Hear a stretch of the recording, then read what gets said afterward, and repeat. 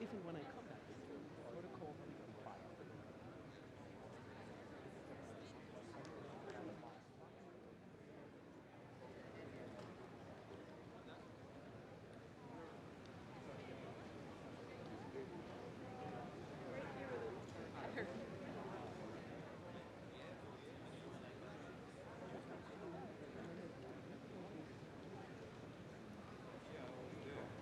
Listos.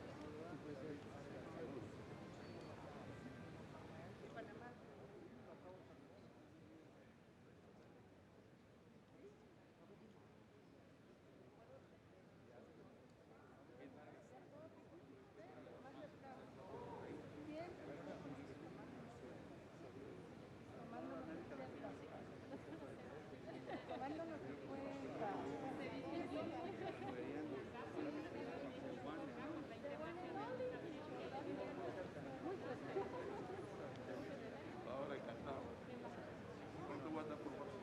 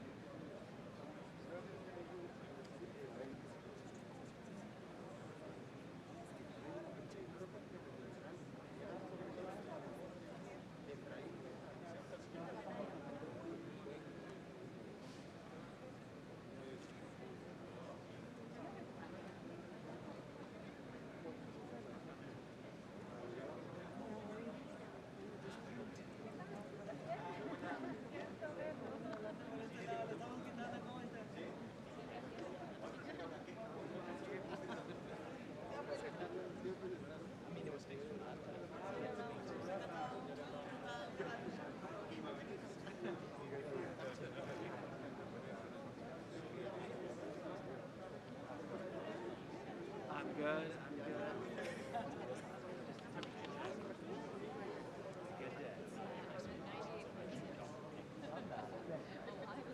Yes.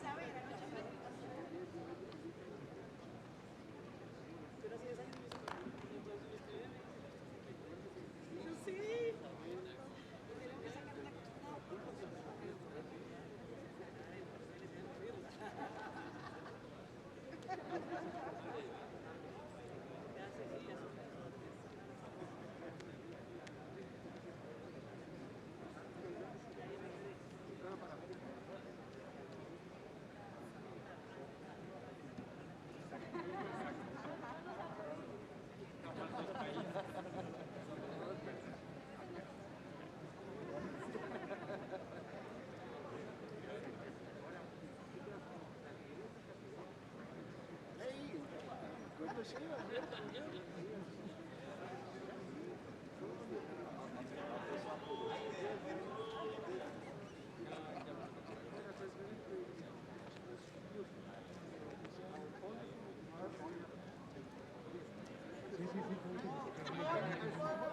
yo ni me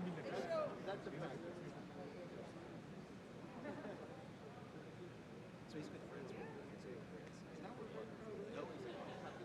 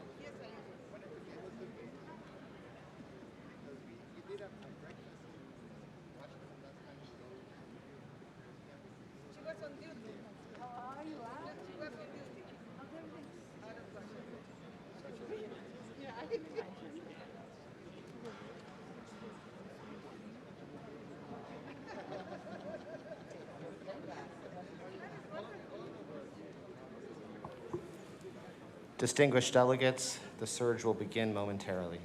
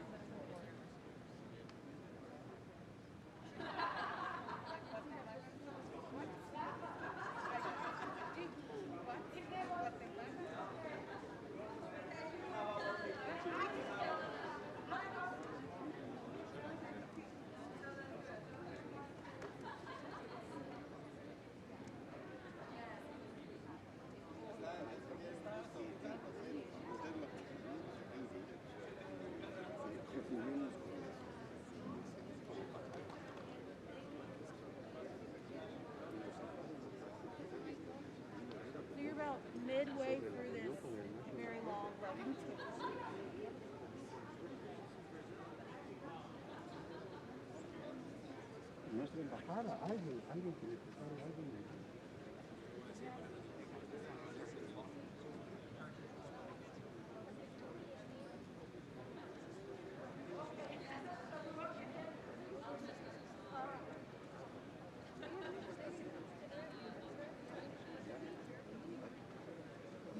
Y no nos han pasado, pues no, nos pasan.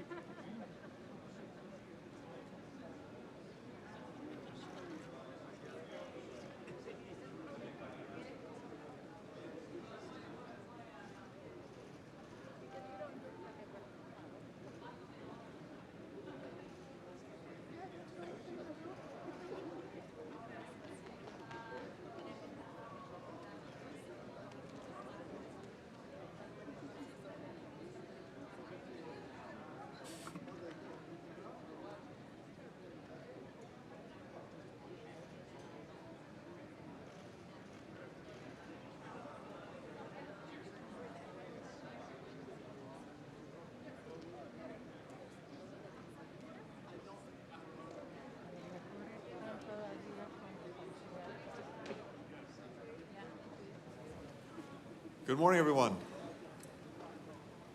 Buenos días. Bienvenidos. Welcome. Please, if you would, take a seat.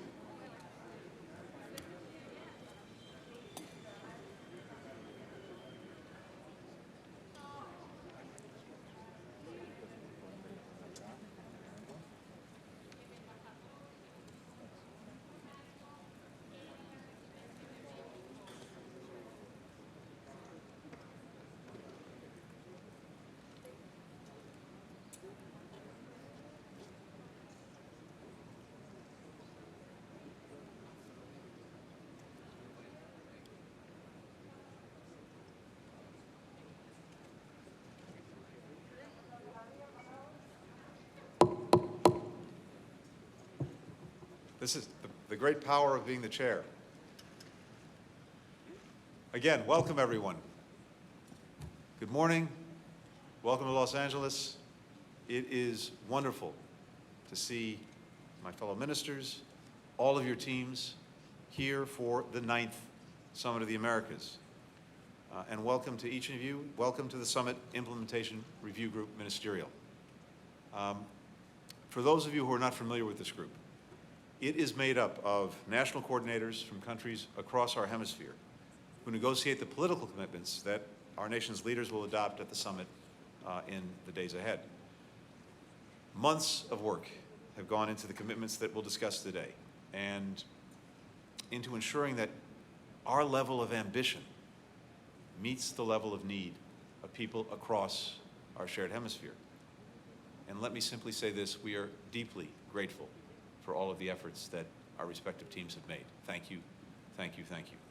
In particular, I'd like to thank my colleagues from Canada, from Chile, from Colombia, the Dominican Republic, Ecuador, Guyana, Jamaica, Panama, Peru, and Uruguay, each of whom chaired working groups on the summit's 5 central themes: health and resilience, digital transformation, clean energy, environmental sustainability, and democratic governance. Your leadership was crucial to reaching the consensus that I expect we'll finalize today. I'd also like to give a very special shout out to our team's summit coordinator, Kevin O'Reilly. And Kevin, where is Kevin? Right, thank you.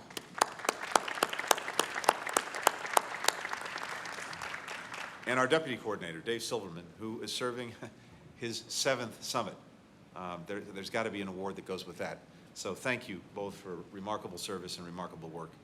And I'll say this too, I actually participated in the very first Summit of the Americas in 1994 in Miami. It's wonderful to come full circle now here in Los Angeles. To my friend and colleague, the Secretary General of the OAS, Luis Almagro, welcome. It's wonderful to be working with you, as always. To Vice Chair Duclos Parodi, colleagues, the commitments that we will discuss are intended to address some of the most pressing challenges that we face in our hemisphere, including COVID-19, the climate crisis, deep inequity, and threats to democracy and human rights, as well, of course, as the migration crisis that all of these problems are contributing to drive even further. We all know this from the work that we do every single day. None of these challenges stay within our national borders, and they're mutually reinforcing. When individual countries don't do enough to invest in detecting infectious disease or reducing emissions, it puts people across the region and the world at risk. And we've seen, of course, how COVID-19 and the consequences of the climate crisis are hitting underserved communities the hardest, deepening inequities within our hemisphere. Much like the problems, the solutions are interconnected. And to be effective, they have to reach across borders. That's why we're here. That's really what it comes down to. Addressing these challenges also demands that we try to bridge the divide between domestic and foreign policy. Whether we're working to improve health security or energy security, defending an open, secure, reliable internet, or strengthening regulations to make sure that illicit finance cannot find a safe haven in any of our countries. And you see that in the diverse teams that each of our countries has put together for these discussions and to try to tackle these problems. Let me simply focus us now on the 5 areas that we will discuss today and that our leaders will take up later. First, we will build greater health and pandemic resilience by strengthening our public health systems to ensure that people across our hemisphere have access to quality care. That includes expanding people and community-centered health services, investing in education and training in medicine, public health, nutrition, biomedical science research. It also includes preparing for future health emergencies by strengthening our capacity to detect, to prevent, and to deal with future outbreaks of pandemics and other emergencies, improving coordination, transparency, accountability across the region. Because when it comes to global health, we've learned this, we're all in it together. Second, we will establish the first ever regional agenda on digital transformation to close an enduring digital divide in our societies so that all people can access and use the digital tools that are increasingly essential to their daily lives, from running a small business to getting an education. The agenda will include expanding internet access, particularly in historically marginalized communities, driving innovation and social inclusion through increased access to digital government services. It also includes expanding digital technology's role in promoting quality education, digital literacy, digital citizenry. Third, we will accelerate the region's transition to clean energy, drawing on the strength, the knowledge, the capabilities of governments, but also businesses, NGOs, researchers, communities across our hemisphere. We'll make it easier to share technical knowledge and best practices, to foster greater collaboration with the private sector and other stakeholders to identify opportunities for manufacturing or trade in clean energy goods and services. We'll advance sustainable, attainable, responsible mining sector principles and secure the integration of mineral supply chains in our own hemisphere. Fourth, we will double down on investing in climate resilience and adaptation to better equip our communities to deal with the changes to the environment that all of us are already experiencing and which we know are going to grow no matter how effective we are in accelerating the shift to clean energy. That includes meeting our commitments to halt and reverse deforestation, decreasing the amount of carbon from land use activities, increasing our capacity to store carbon. Fifth and finally, we will recommit ourselves to one of the core aspirations that brought us together 30 years ago when the United States hosted the first summit of the Americas in Miami, advancing democracy. We'll push ourselves, we'll push our neighbors across the region to shore up the rule of law, free and fair elections, human rights, and other pillars of free and open societies. And we'll work together to address common threats to our democracies, from corruption to disinformation. We all know the democratic process is not always easy or swift. That's true within a single democracy. It's amplified when we bring together dozens of democracies, as we've done for this summit. But the fact is, we also acknowledge our shortcomings. They're out in the open. We don't sweep them under a rug. And we work to try to address them together, and ultimately that is the greatest strength that we bring to the table as democracies. And there are few regions in the world like this one where you see so many democracies, from the left, from the right, from the center, that are able to set out a shared roadmap for addressing complex problems. I think that's something to celebrate, even as we're clear-eyed about all of the work that we have ahead of us. Another strength is that we don't lose sight of the people that we serve. A big part of this process has actually been listening to individual citizens, to NGOs, to young people, to communities, to businesses, including those that are critical of how we're performing. The input we sought from stakeholders has been crucial to understanding what our people actually need from us, what they expect of us, what we need to try to deliver together. So, going forward, citizens will be critical partners in carrying out these efforts and holding us to our commitments that we make here at the summit. We're here for a few days, but this is 365 days every year that matter. And whatever we commit to here, we have to carry it forward. We have to work on it every day. We have to do it together. That's the spirit that we hope will come out of Los Angeles. With that, it's my pleasure to give the floor to Secretary General Almagro. Luis. Thank you, Secretary of State. Agradecemos a la presidencia. Thank you.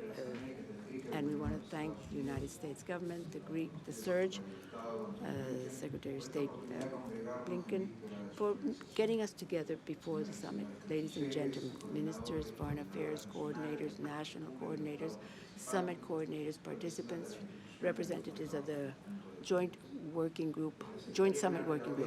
As Secretary General and the Technical Secretariat and Institutional Memory of the Summit process, as President of the Joint Summit Working Group, we want to congratulate the host country for their leadership and for assuming this enormous responsibility in this Summit of the Americas. Since the summit became official in January of 2022, the President of SIRG has worked together with the participating delegates to include all the priorities. When the United States launched the Summit of the Americas in 1994, it was considered then that the democratic leaders of the hemisphere would work together as true partners for prosperity. Throughout the years, we've achieved important advances to achieve prosperity, democracy, and security in the Americas. However, though some of the challenges we faced at the time still persist, the current challenge have no precedent in contrast to the first summit with the true consensus around democracy. Today, we definitely have to ensure that we achieve a democratic governance instrument as one fundamental to strengthen the democratic charter of the Americas. The summit offers the leaders of the Americas the opportunity to reaffirm their commitment to democracy. Citizens who achieve this and the peoples who achieve this authority is through the adoption of a plan of action geared to strengthen this democratic governance. That's why it's more important than ever now that the governments, institutions, enterprises, and the citizens of the America work together to deal with these challenges and to create new opportunities to advance with the objectives of the 9th Summit. In this context, the government of the United States has shown true determination in bringing a series of proposals that are essential for the economic, social recovery of the nation. The 9th Summit of the Americas takes place as an opportunity to catalyze these responses, to face the challenges of the regional scenario in topics related to health, energy transition, digital transformation, the defense of the democratic principles, the social dynamics and the security dynamic and the migration issues. In 2021, as a result of a series of consultations and dialogue with civil society, the national coordinators of the private sector and summit and other involved sectors, they identified the priority topics for this host country. The inputs in the consultation became a reality of conducting a sustainable, resilient, and equitable future.